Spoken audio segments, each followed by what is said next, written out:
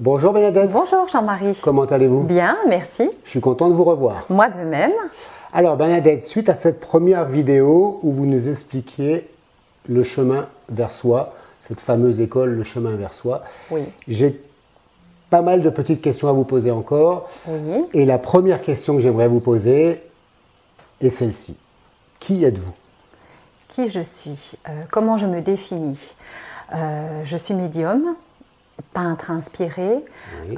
Je donne des guérisons et je transmets des messages. Bernadette, vous venez de m'expliquer que vous étiez médium. Ma deuxième question, également toute simple, j'aimerais savoir pourquoi les gens viennent vous voir. Alors, pourquoi? Alors, il y a plusieurs raisons en fait, parce que les consultations ne sont pas pareilles, hein, elles varient d'une personne à l'autre. Donc, elles viennent soit pour me demander une guidance. J'appellerais guidance ou guidance spirituelle parce que c'est souvent un problème du moment où ils sont perdus et où ils ont besoin d'avoir, qu'on leur donne des petites clés pour pouvoir progresser dans dans leur futur proche.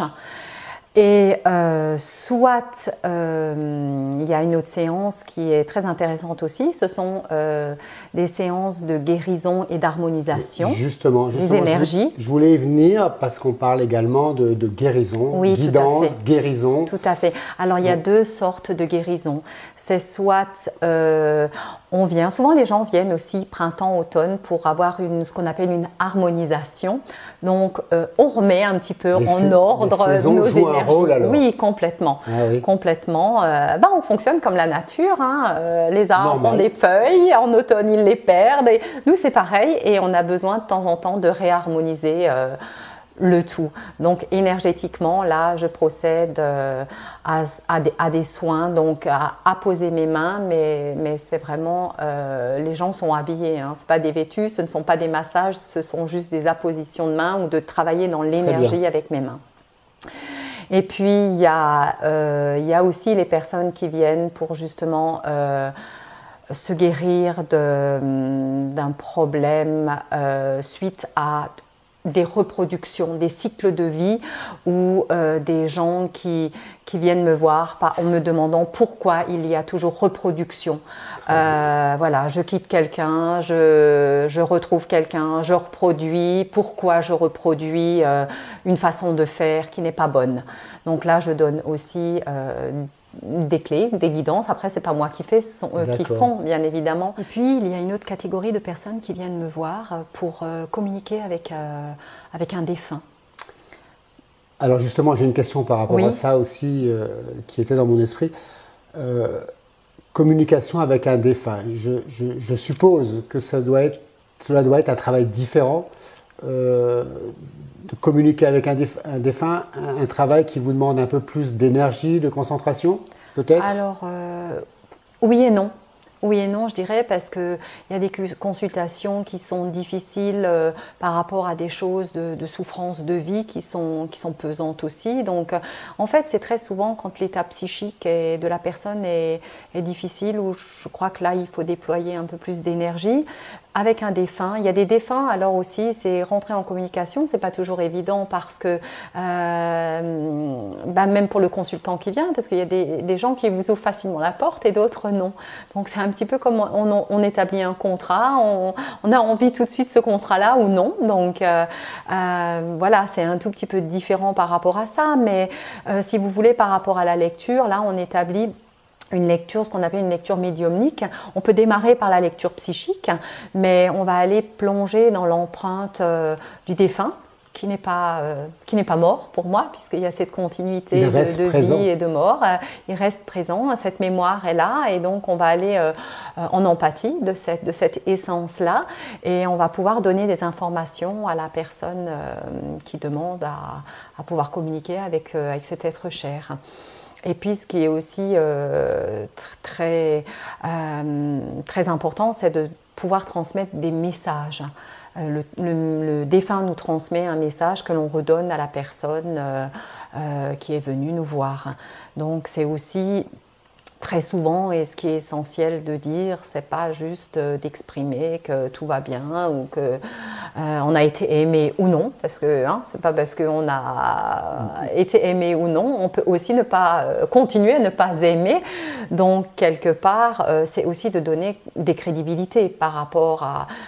Moi, j'aime beaucoup donner déjà le caractère de la personne, ce qu'il a fait, mais je pense que de faire revivre quelque part cet être disparu et que la personne reconnaît l'essence, le caractère du défunt, je trouve que c'est déjà juste magnifique, et de pouvoir être comme ça en canal par rapport à ce que le monde spirituel peut nous donner, transmettre ce message-là et pouvoir transmettre le message du défunt également à la personne qui est en souffrance, ça c'est juste un cadeau.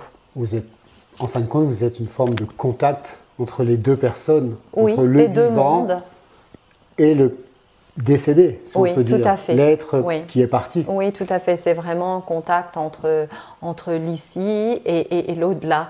Donc oui, là, c'est un pont, si vous voulez, effectivement, oui. Alors, c'est pas Bernadette, c'est du Shining, on reste canal, on ouvre nos antennes et notre canal pour pouvoir laisser passer ces énergies-là, pour pouvoir transmettre à la personne. Donc, Bernadette, en fin de compte, vous transmettez des messages. C'est aussi une forme de guérison? Oui, tout à fait Jean-Marie. Et ça me tient vraiment à cœur parce que vous ne pouvez pas imaginer les gens qui viennent en souffrance par rapport à un être cher disparu. Et c'est bien souvent aussi, il y a des morts qui sont naturelles, mais il y a effectivement des morts accidentelles ou de suicides qui sont quand même de grands traumatismes. Et qui sont vécus, mais qui sont vécus violemment. Et je pense que là, oui, je crois que c'est vraiment quelque chose qui est très important. Je me suis rendu compte que l'on pouvait guérir autant la personne qui était partie dans l'autre monde, mais aussi celle qui reste. Avec toutes les souffrances et tous les traumatismes qu'elle a vécu. Donc là, il y a vraiment des pardons que l'on peut établir par rapport à des gens qui sont décédés et qui sont décédés avec peut-être un froid dans la famille ou des problèmes familiaux, et puis subitement cette personne-là a quitté ce monde-là. Donc là, il y a des choses qu'on peut rétablir, je dirais, mais c'est surtout, oui, des gens qui ont vécu un traumatisme important. Il y a vraiment, alors je ne suis pas une faiseuse de miracles, bien entendu, mais je me suis rendu compte qu'on pouvait communiquer avec le défunt et qu'on pouvait communiquer avec le consultant et en même temps guérir le défunt et guérir l'âme de la personne guérir les deux âmes. Oui, tout à fait. Donc là, je dirais vraiment, il y a vraiment, je crois que j'ose dire aujourd'hui, avec l'expérience et tout le recul, ça m'émeut, mais c'est vraiment ce qu'on appelle, oui, être une guérisseuse d'âme. Bernadette, vous vous définissez également comme peintre inspiré. Pouvez-vous m'en dire un peu plus? Oui, alors... Le rapport, justement, peut-être entre la peinture et le psychique. Psychic art, vous voulez dire? Psychic art. Oui, alors en fait, la peinture, de toute façon, ça a toujours été un de mes bébés, depuis toujours, et j'accorde une importance, évidemment, aux couleurs, parce que je vois les auras depuis toujours, et souvent quand les gens viennent faire une lecture en consultation, c'est une des premières choses que je regarde, c'est évidemment c'est l'aura de la personne et les couleurs qui s'y trouvent, parce qu'elles me donnent énormément d'indications.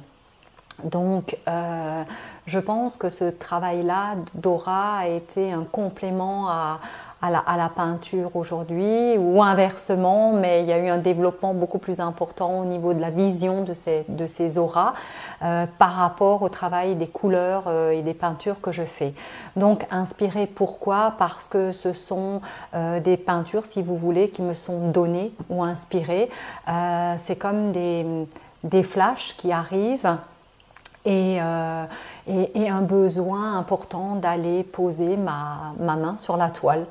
Donc je peux partir, on va dire je suis en transe ou en semi-transe ou hypnotisée par ces énergies qui me viennent très fortement, hein, parce qu'on le sent comme une envie de manger, on a envie de chocolat, ben là c'est vraiment une envie de peindre. Et en fait, lorsque je pose ma main sur la toile, je commence par cette image qu'on me donne, mais bien souvent après, j'ai envie de mettre un détail ou j'ai envie de peaufiner ou de mettre autre chose, et c'est en fait ma main qui est guidée. D'ailleurs, bien souvent, je peux rester comme ça pendant un quart d'heure, 20 minutes, une demi-heure selon la peinture, et puis je me rends compte seulement après, en revenant, ce que j'ai vraiment fait sur la toile. Quelque chose. Oui, tout à fait. Tout à fait, donc ça c'est aussi magique parce qu'on se dit toujours oh bah, qu'est-ce qui va se passer, qu'est-ce qu'on va me donner. Mais je pense aussi, et ce que j'ai remarqué, ce sont des peintures, on m'a beaucoup d'autres médiums m'ont dit que c'était des peintures de guérison. Donc pour moi, peinture de guérison, c'est déjà pour moi-même, parce que je pense qu'à travers la peinture, on peut effectivement se guérir.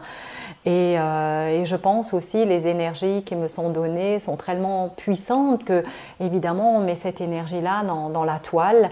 Et l'autre, forcément, s'il est attiré par cette toile-là, c'est tout sauf un hasard. On va se retrouver en fin de compte. Oui, complètement. Complètement, on va se retrouver, on va être connecté à quelque chose, ça va nous parler et en même temps on est attiré, on ne sait pas toujours trop pourquoi. C'est aussi, on est attiré par certaines couleurs, peut-être les couleurs qu'on a besoin dans le moment présent et on sera attiré plus particulièrement par une toile qu'une autre qui aussi pourra vous donner, on va dire, des vertus guérissantes. Je ne sais pas si ça se dit, mais c'est vrai que... Si, par rapport aux couleurs, effectivement, les gens se retrouvent, un bien-être, certaines couleurs, d'autres pas. Oui, tout à fait. C'est toujours l'énergie du moment, parce qu'une toile aujourd'hui ne vous fera peut-être pas le même effet demain, même Exactement. si vous aurez aimé ce qui est dessiné ou si vous aimez ce qui est dessiné. Non, mais c'est un tout. En fait, c'est vraiment un tout. C'est le dessin, c'est des messages, parce que ce sont quand même des peintures différentes, avec plutôt des messages qui me sont donnés. Et en même temps, ce sont, oui, un mélange de couleurs, mais qui n'est quand même pas posé innocemment. Peut-être sur le moment, même moi, je ne m'en rends pas compte, mais après, avec le recul, en lisant la toile, on se dit, oui, effectivement, ce n'est pas un hasard. Et on peut même, la personne qui choisit ou qui est vraiment attirée par cette toile-là, on peut se permettre de lui faire une lecture à partir de cette toile. Très bien. J'ai une autre question également, un peu en liaison avec un peu tout ça. Vous parlez de croyances, de guidance, de guérison, de messages. Quelle séance pour vous a le plus d'importance? Dans quelle séance vous vous retrouvez le mieux? Est-ce dans une guidance, dans une guérison? On parlait tout à l'heure de défunts, là on est parti sur de la peinture où vous trouvez certaines... C'est difficile de choisir parce que toute séance reste évidemment intéressante, enrichissante. Je dirais que le lien avec le monde parallèle et de transmettre des messages, soit à des énergies importantes, ou moi j'appelle ça des guides, si on peut transmettre des messages universels ou personnels à la personne qui vient me consulter, ou même un message par rapport à un être cher, je crois que ça c'est quand même quelque chose qui reste pour moi exceptionnel et divin. Voilà, maintenant, mon cœur balance aussi. Voilà, la peinture, c'est quand même quelque chose. Faire un travail avec des gens et avec de la peinture, Oh, c'est riche aussi, c'est différent. C'est différent.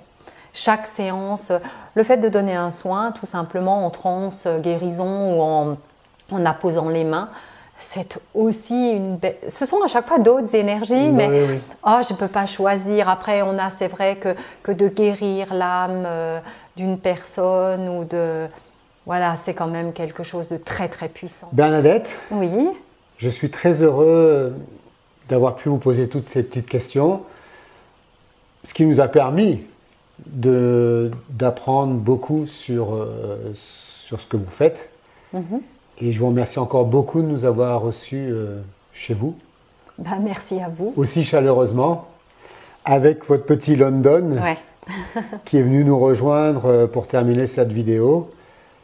J'aimerais encore peut-être vous laisser le mot de la fin, tout simplement. Écoutez, merci en tout cas de votre confiance et j'espère que j'aurai pu éclairer suffisamment de personnes puisqu'on a quand même beaucoup de messages qui viennent avec toujours un tas de questions. Le problème, c'est qu'on est obligé de rassembler à un moment donné voilà, des questions peut-être plus, je dirais pas plus intéressantes, mais peut-être celles qui reviennent le plus souvent et puis oui, peut-être aussi, on parle souvent, on a parlé de l'école, le chemin vers soi, mais voilà, il y a aussi beaucoup d'intervenants, beaucoup de médiums avec des sujets très intéressants. Mais voilà, c'est aussi mon activité principale, donc c'est de pouvoir, ce que les gens puissent me connaître, voilà, dans qui je suis et dans ce que je fais. Je pense que c'est largement fait.